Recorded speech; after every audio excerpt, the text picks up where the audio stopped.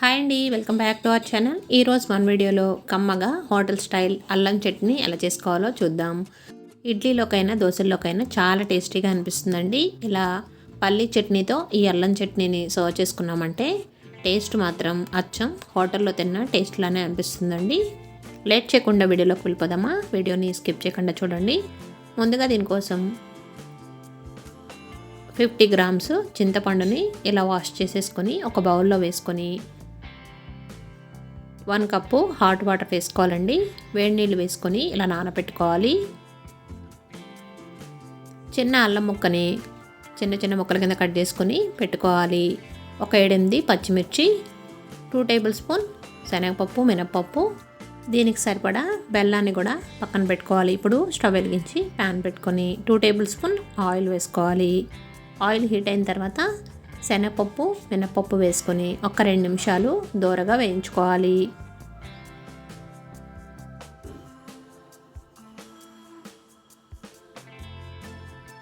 ఇవి వేగిన తర్వాత ఒక 2 రెబ్బల కరివేపాకు, అల్లం ముక్కలు, పచ్చిమిర్చిని యాడ్ చేసుకొని వీటన్నింటినీ మీడియం ఫ్లేమ్లో ఫ్రై చేసుకోవాలి.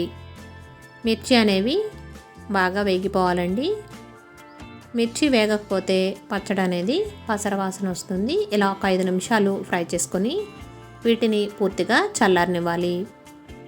మిక్సీ జార్ తీసుకొని చల్లారిన ఈ పచ్చిమిర్చిని ఇందులో వేసుకోవాలి. ఇలా మిక్సీ వేసుకునేటప్పుడే 1 టేబుల్ స్పూన్ జీలకర్ర వేసుకోవాలి. అదేవిధంగా నానబెట్టుకున్న చింతపండుని వాటర్తో సహా వేసేసుకోవాలి.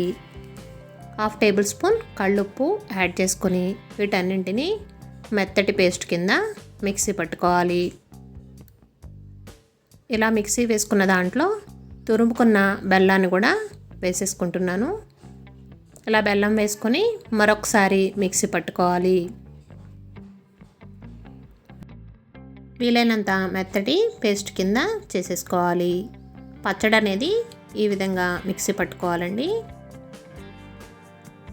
అల్లం చట్నీ రెడీ అయిపోయింది. ఇది ఒక బౌల్లోకి వేసుకొని వేడివేడి ఇడ్లీలో సర్వ్ చేసుకున్నామంటే టేస్ట్ అనేది చాలా బాగుంటుంది.